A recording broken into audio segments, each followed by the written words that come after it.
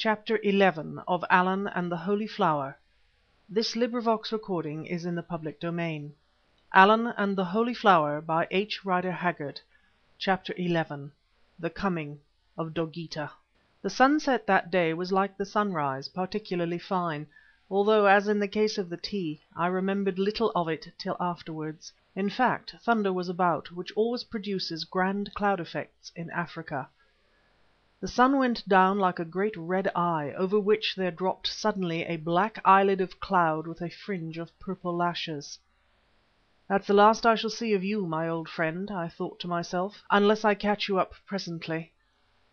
The gloom began to gather.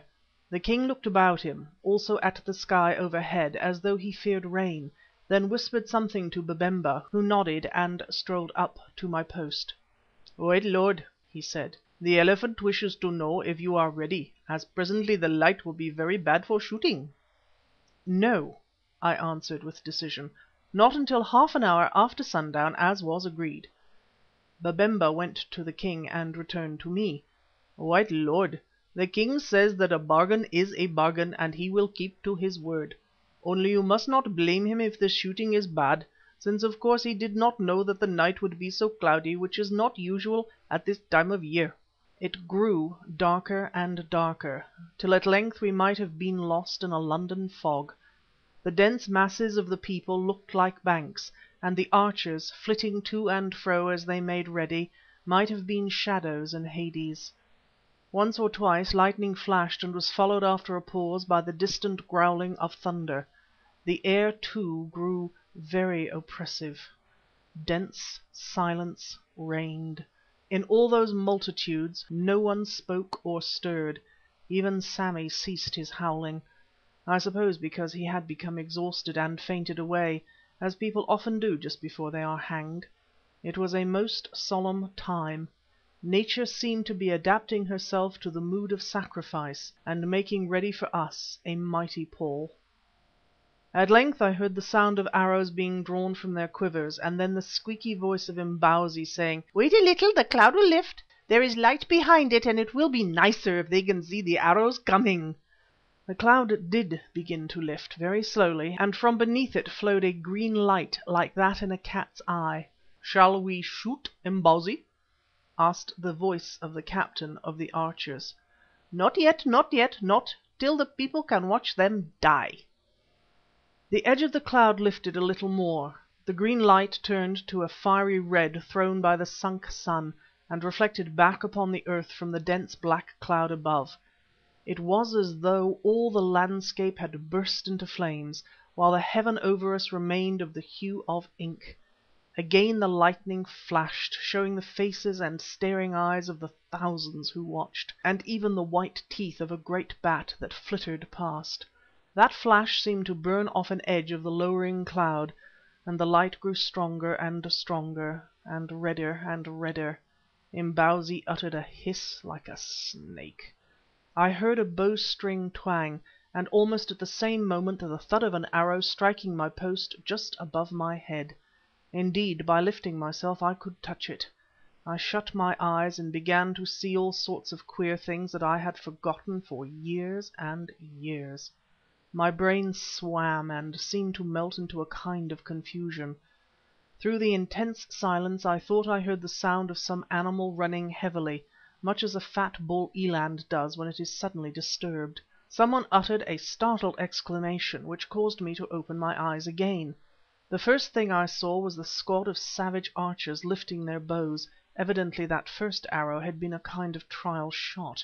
The next, looking absolutely unearthly in that terrible and ominous light, was a tall figure, seated on a white ox, shambling rapidly towards us along the open roadway that ran from the southern gate of the market-place. Of course I knew that I dreamed, for this figure exactly resembled Brother John. There was his long snowy beard. There in his hand was his butterfly net, with the handle of which he seemed to be prodding the ox. Only he was wound about with wreaths of flowers, as were the great horns of the ox, and on either side of him and before and behind him ran girls, also wreathed with flowers. It was a vision, nothing else, and I shut my eyes again, awaiting the fatal arrow. "Shoot!" screamed Imbozwi. "Nay, shoot not," shouted Babemba. "Dogeetah is come." A moment's pause, during which I heard arrows falling to the ground. Then from all those thousands of throats a roar that shaped itself to the words: "Dogeetah! Dogeetah is come to save the white lords." I must confess that after this my nerve, which is generally pretty good, gave out to such an extent that I think I fainted for a few minutes. During that faint I seemed to be carrying on a conversation with Mavovo, though whether it ever took place or I only imagined it, I am not sure, since I always forgot to ask him. He said, or I thought he said to me: "And now, Macumazahn, my father, what have you to say? Does my snake stand upon its tail or does it not? Answer, I am listening."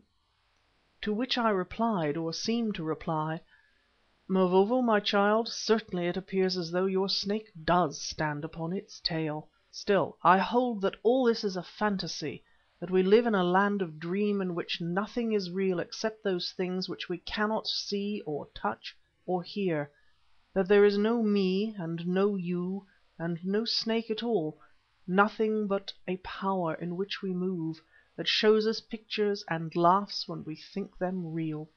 Whereon Mavovo said, or seemed to say: "Ah, at last you touch the truth, O Macumazahn, my father. All things are a shadow, and we are shadows in a shadow. But what throws the shadow, O Macumazahn, my father? Why does Dogeetah appear to come hither riding on a white ox? And why do all these thousands think that my snake stands so very stiff upon its tail?" "I'm hanged if I know," I replied, and woke up. There without doubt was old Brother John with a wreath of flowers, I noted in disgust that they were orchids, hanging in a bacchanalian fashion from his dinted sun helmet over his left eye. He was in a furious rage and reviling Bausi, who literally crouched before him, and I was in a furious rage and reviling him. What I said I do not remember, but he said, his white beard bristling with indignation, while he threatened Bausi with the handle of a butterfly net: "You dog, you savage, whom I saved from death and called brother!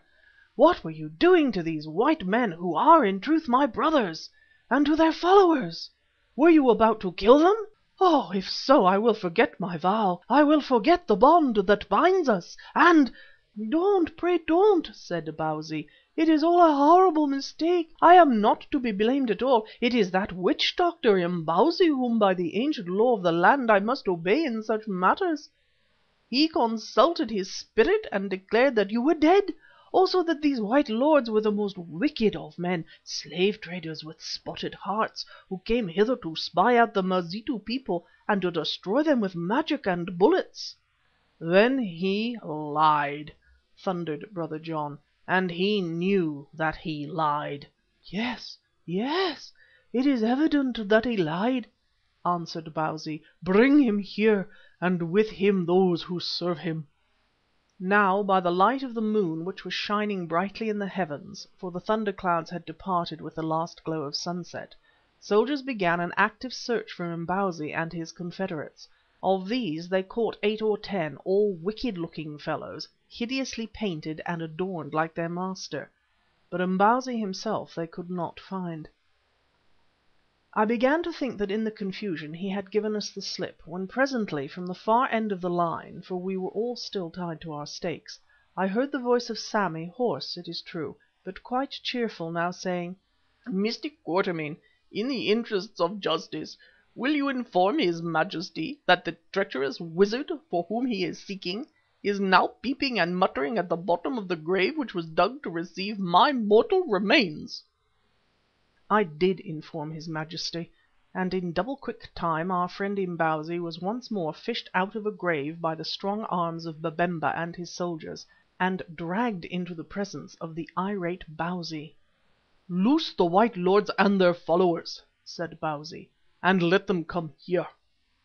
So our bonds were undone, and we walked to where the king and Brother John stood, the miserable Imbozwi and his attendant doctors huddled in a heap before them. "Who is this?" said Bausi to him, pointing at Brother John. "Is it not he whom you vowed was dead?"